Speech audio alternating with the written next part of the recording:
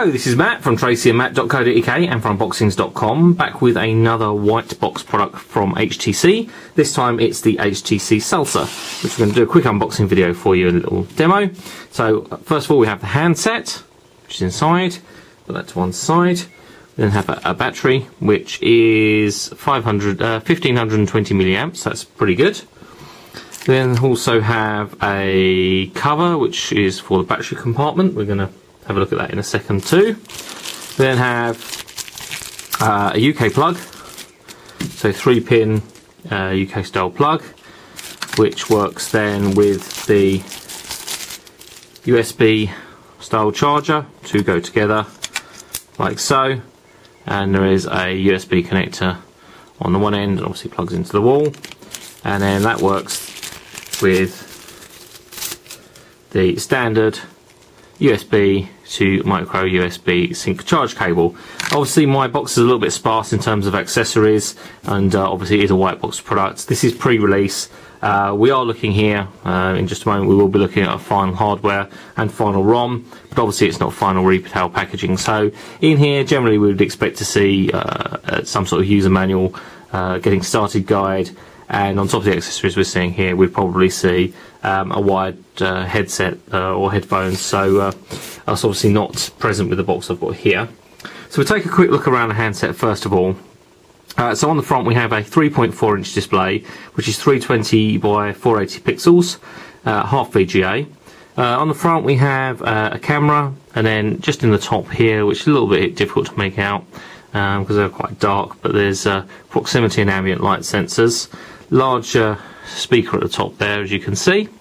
Underneath we have 4 touch sensitive capacitive buttons under there, so home, menu, back and search, and that display is actually made of Gorilla Glass as well, so it's pretty scratch resistant and mold resistant. So you can see there, this one's been out of the box a few times. It's just arrived today, but I guess it's been used internally or whatever, so it's got a little few fingerprints on it already, which will probably quite easily just rub off. You'll notice also, which is quite unusual, is the little Facebook button there, which is a physical button. It's a push button, and that launches a variety of things, or does a variety of things on the actual phone, which we'll hopefully have a look at a bit later on. On the left hand side we have an up and down volume control and the micro USB connector for sync and charge. On the bottom we have, well, obviously the battery cover is currently off, so we have a flap that opens, then we have a space for a SIM card, which is not present, and a micro SD card. In here I have a 2 gig micro SDHC or micro SD memory card. It does support up to 32 gig micro SDHC memory cards. And in terms of what you're going to get with a package, I think it will all depend upon which network you get it on, indeed if you get it on contract, and which retailer you get it on. I assume it's probably going to be 2 gig as a minimum, but possibly more depending on your contract and so on.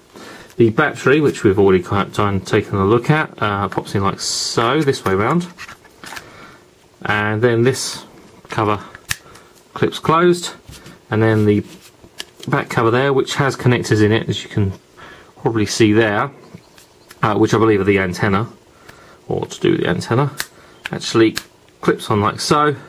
That's quite neat on the bottom there. It's sort of a very dark blue, I would say, that looks like to me in this light, and then you have this two-tone back here as well. It is going to be available in different colours also, so it does have some potential there for being a little bit funky. Also on the back we have a 5 megapixel autofocus camera with LED flash, the loudspeaker there as you can see, and then on the top there we have the 3.5mm headphone connector and the power button just for obviously toggling on and off. On the right hand side of the device we have a simple button, which I assume will be actually the dedicated camera button. So we'll confirm that later. And then you can actually see this slight chin at the bottom, which is a feature you'll find on very many HTC handsets right now. It started a little while ago, and it's a feature that you'll see on almost all. So it's just this little uplift at the bottom, little design feature as you can see. Actually on the bottom, under the cover, or with the cover, there's just a little hole which is the microphone. So that's kind of the basics of the handset. It's quite light, it's only 120 grams. kind of on first inspection as I open the box, it looks a little bit Legend-like, and it's a similar sort of size, somewhere between that and say the HTC Wildfire. It's got the same sort of display as the Wildfire S. In terms of size, 109mm from top to bottom, 59mm wide, and 12.3mm thick. As I say, it doesn't feel particularly heavy in the hand, and the styling on the back with all the sort of curved edges and everything else means it kind of sort of feels nice in the palm of the hand. I'm just going to power on while I run down the rest of the specification. It's quad band for GSM and dual band for HSDPA. Work most places when you take it away on holiday or whatever. Say 320 by 480 pixel display, which is Gorilla Glass capacitive. There's an accelerometer for UI control, and say proximity sensor, ambient light sensor, and all that kind of stuff. It also has 512 meg of RAM and 512 meg of ROM, but only, I say only in inverted commas, 600 MHz processor, which seems a little bit on the low side. It's pretty much the same processor, well, it's the same processor as speed as we find in the Wildfire S, which didn't seem to be particularly underpowered with many of the applications, but it's just probably worth mentioning. Wi-Fi supporting 802.11b, G and N standards, including Wi-Fi hotspot available. Bluetooth 3.0 indeed, with A2DP support, and say 5 megapixel autofocus camera with LED flash, supports face detection and geotagging with built-in GPS, and the forward-facing camera is VGA. Android OS 2.4 Gingerbread, and FM radio with RDS, and kind of loads of other bits and pieces. Going to have just a very quick look around the operating system, and first of all, the first thing we see is that it has this unlock ring, which we I first saw on the HTC Sensation. So we unlock like so, and that takes us through basically the configuration and getting started. So I'm going to skip through almost all of this, and the only thing I'm going to do is set up my Wi-Fi. You notice the keyboard comes on, so that's our portrait keyboard. And if we rotate, actually doesn't work in setup, I remember that from previous models.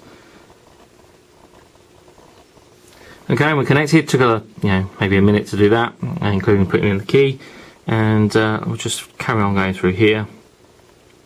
Now it's going to predominantly ask me about Facebook and setting up an account, which I'm just going to go ahead and do, because it's fairly important obviously with the Facebook button, so let me go ahead and do that. Okay, it's pretty annoyingly not allowing me to sign into Facebook, so whether that's a problem with the Facebook servers or whatever else, but we'll come back to it in just a second. It's asking me about setting up other accounts, which we can do with Google, Exchange, ActiveSync, Facebook, Gmail, Flickr, and Twitter for HTC Sense. I'm going to skip those just for a moment and skip setting up the date and the time. So once that launches, we're actually into the familiar HTC Sense user interface, which I think most people are going to have seen before. So obviously got the time at the top, and it's actually asked me to sign into a social network, which is unusual because normally under here, normally under here it would say the weather and my location. So that's a slight variation there. On the screen, obviously got tips, messages, mail, internet, camera, and market. One step this way, we've got friend stream, which we haven't signed into as yet.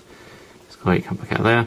We then have the HTC messages and weather. And coming back the other way, we have people with Google search and voice search, so that's our favourites, and then media, and well, basically a blank screen that allows us to customise with various widgets. As you can see there's quite a few that are pre-installed for us, and we can obviously download more if we want to. If we push the home button, we're taken back to the center, and if we push the home button again, we're taken to this leap view, so we can actually see the applications and widgets that we have on any one of the panels. I'll go back to the middle one there. Pull down at the top will actually give us notifications, so it's asking me to set the current time. I've been into friend stream once, so it's actually coming up in recent apps.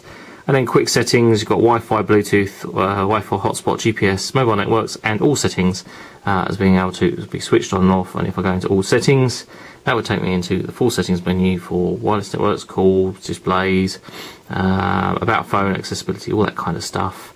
And we can actually have a look in here at software information. We can see it's actually Android 2.3.3, not 2.4, as I previously mentioned.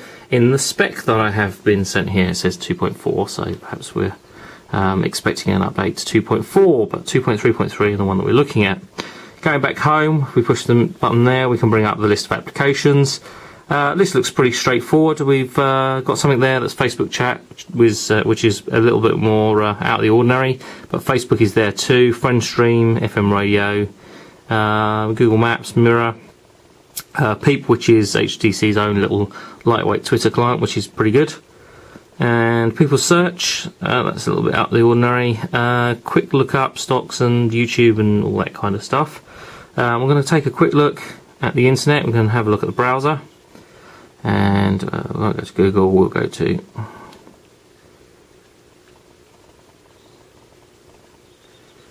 our site.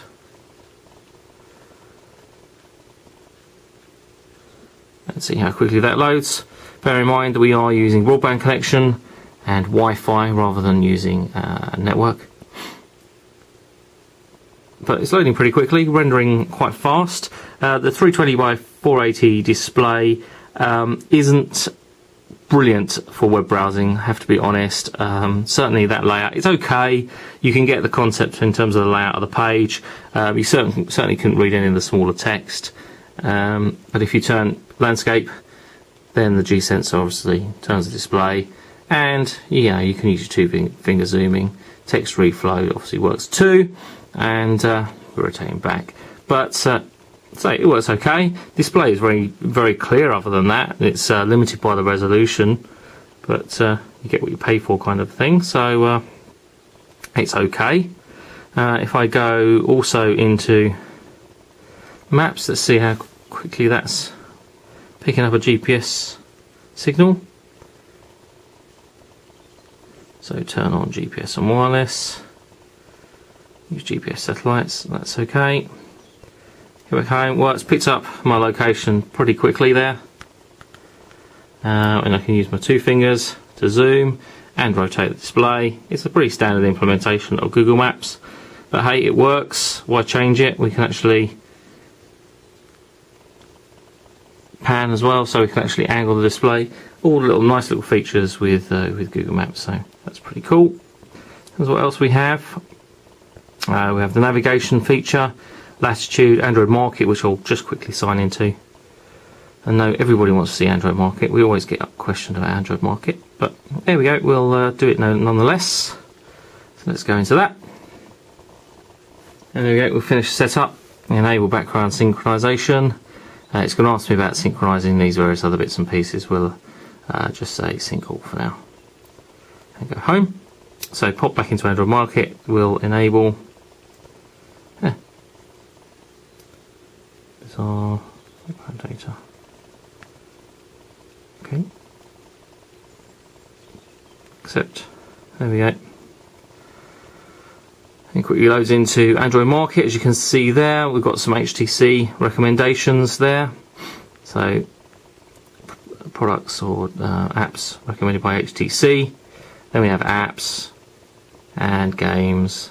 And if I go in here, because obviously I've signed in with my account, it'll list my apps as well there.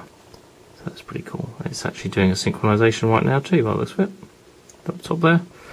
So that's kind of good.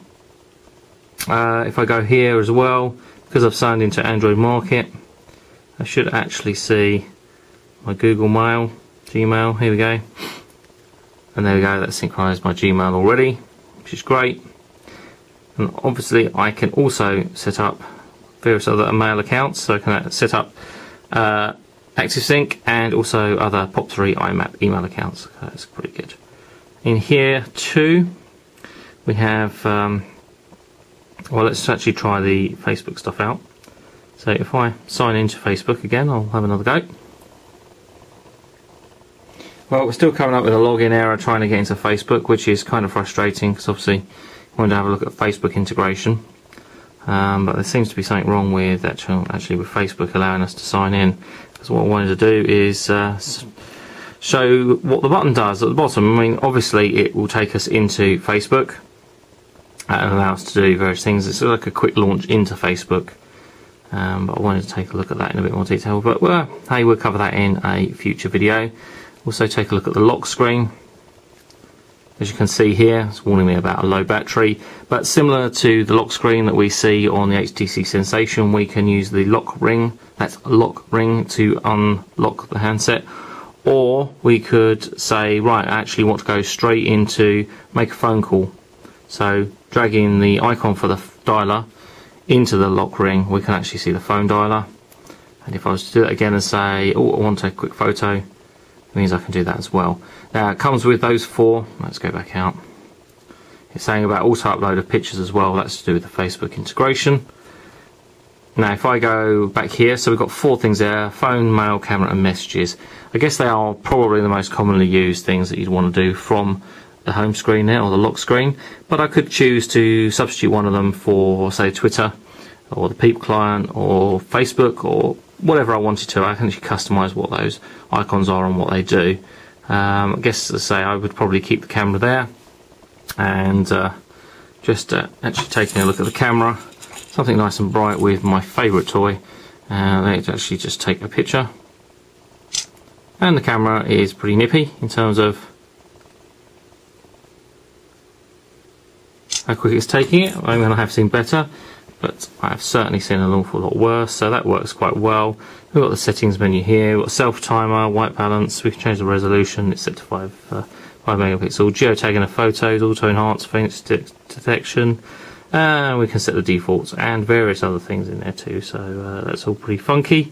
We've got the wizard here as well, so we've got all these different modes and settings that we can also apply, so that's all again really quite cool. Now if I had the Facebook working in terms of the sign in, then it would allow us to automatically synchronize our photos without really even think about it, so that'd be really good. But I'll come back, and again, as I say, I will actually set up and do a further demo video for you.